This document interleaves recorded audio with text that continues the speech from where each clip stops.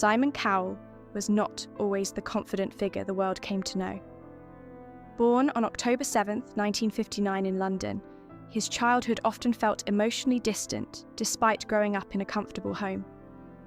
His mother, Julie Brett, had once been a ballet dancer and socialite, admired by many but emotionally reserved at home. His father, Eric Selig Philip Cowell, worked in the music business and believed strongly in discipline and achievement. Praise was rare, and affection even rarer.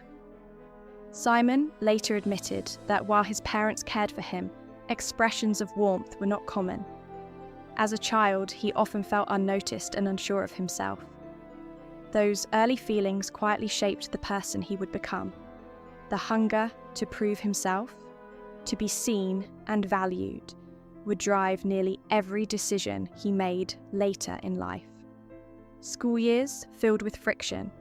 School never felt like a place where Simon truly belonged. At Radlett Preparatory School and later Dover College, he often clashed with teachers and struggled with the rigid structure of the classroom.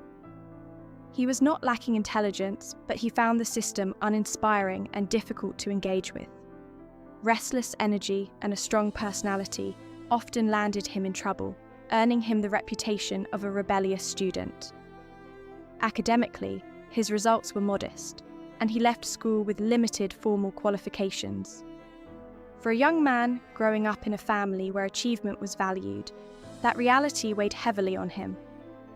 Watching classmates move confidently toward careers and university paths made him feel further behind. Those early setbacks planted doubts about his future, but they also planted resilience.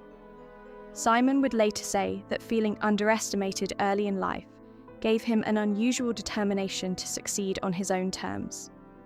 A humble beginning in the mailroom. Simon's first step into the music industry came through a small opportunity arranged by his father at EMI Music Publishing. The job was in the mailroom, hardly glamorous, but it placed him inside the industry he dreamed of understanding. His days were spent delivering envelopes, organising paperwork, and watching from the sidelines as executives discussed artists and deals. For someone who once felt invisible, the experience was humbling. Yet it also became an unexpected education. Simon paid attention to everything: how songs were chosen, how artists were promoted, and how trends influenced success.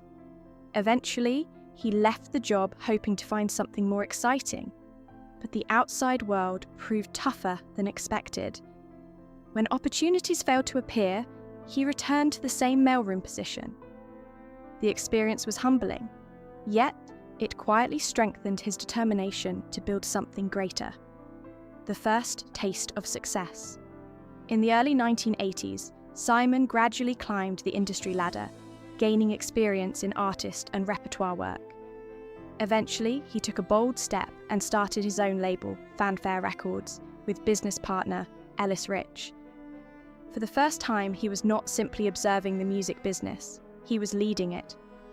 The label enjoyed early success with novelty pop tracks such as So Macho by singer Sunita. Suddenly, Simon found himself attending industry events, building connections, and experiencing the excitement of commercial success. The shift from anonymous office employee to rising music executive felt dramatic. Money arrived quickly, and so did the confidence that he might finally have found his path. Yet success in entertainment can be unpredictable. While the early years were exciting, they also carried risks. Markets change, tastes evolve, and the same industry that lifts people up can just as easily move on to the next trend. When everything fell apart. By the late 1980s, Fanfare Records began to struggle.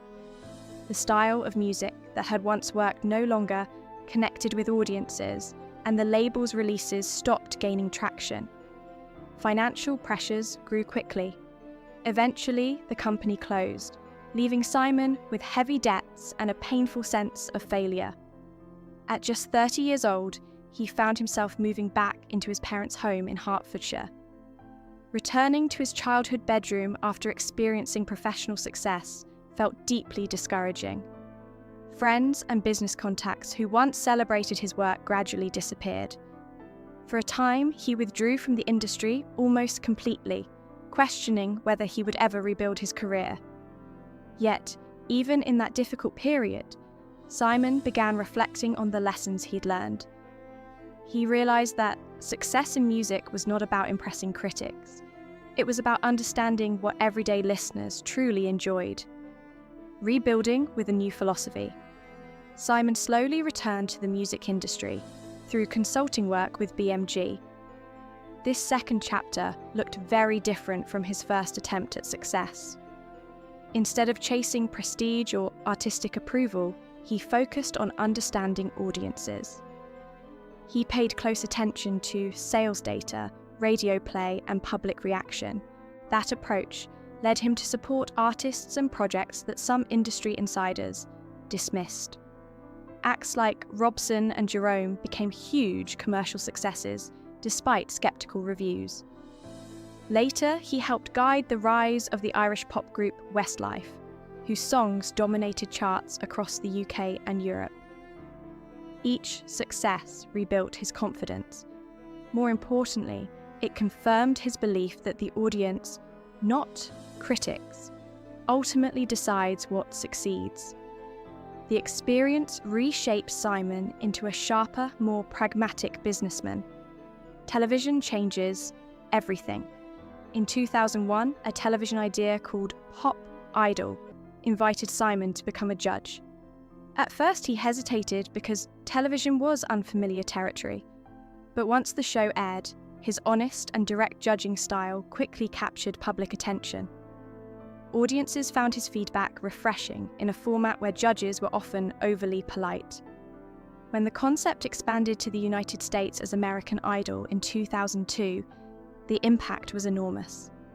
The show became one of the most watched television programs in the country and introduced millions of viewers to Simon's sharp wit and industry knowledge. Contestants like Kelly Clarkson emerged from the competition and went on to successful music careers. Almost overnight, Simon Cowell transformed from a behind-the-scenes music executive into one of television's most recognizable personalities, building a global entertainment empire. Television success encouraged Simon to expand his ideas even further. He created the X Factor, which focused on discovering new singers and groups. One of its most famous discoveries was the band One Direction, who became a worldwide phenomenon. Soon after, Simon launched another format, Britain's Got Talent, which welcomed performers of every kind. The show introduced audiences to extraordinary acts, including the unforgettable audition of Susan Boyle. The format spread internationally through versions such as America's Got Talent. Within a few years, Simon's production company had created a global network of talent shows watched by hundreds of millions of viewers. His journey from mailroom employee to entertainment powerhouse was complete. Fatherhood changes. His perspective. In 2014, Simon experienced a deeply personal turning point with the birth of his son, Eric.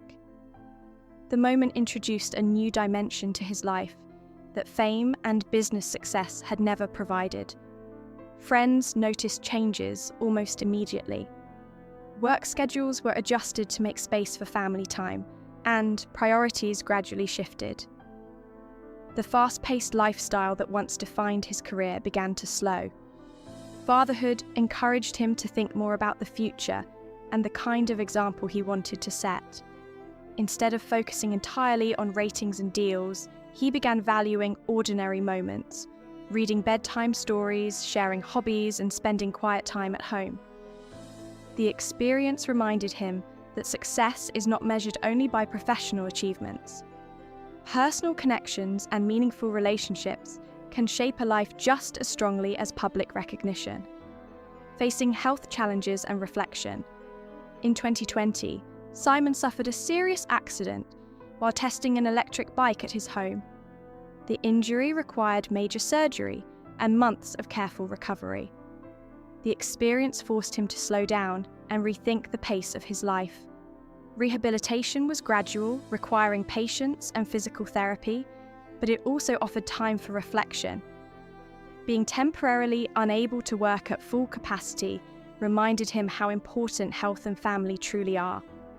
After returning to television, viewers noticed a calmer and more thoughtful version of the once famously sharp judge. His comments became more encouraging and reflective. The accident served as a powerful reminder that even the busiest careers must pause for well-being. It also reinforced his desire to spend more time with loved ones and focus on experiences rather than constant work. A legacy beyond television. Today, Simon Cowell's story reaches far beyond talent shows and celebrity culture. Through his productions, he helped launch the careers of artists who shaped modern pop music and television entertainment.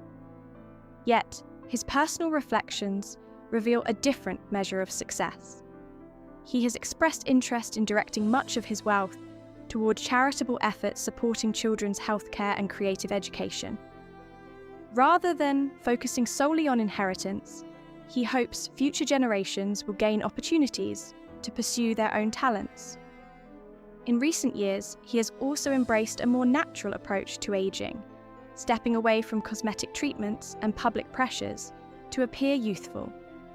His journey, from overlooked child to global media figure, shows how resilience, learning from mistakes, and personal growth can shape a life.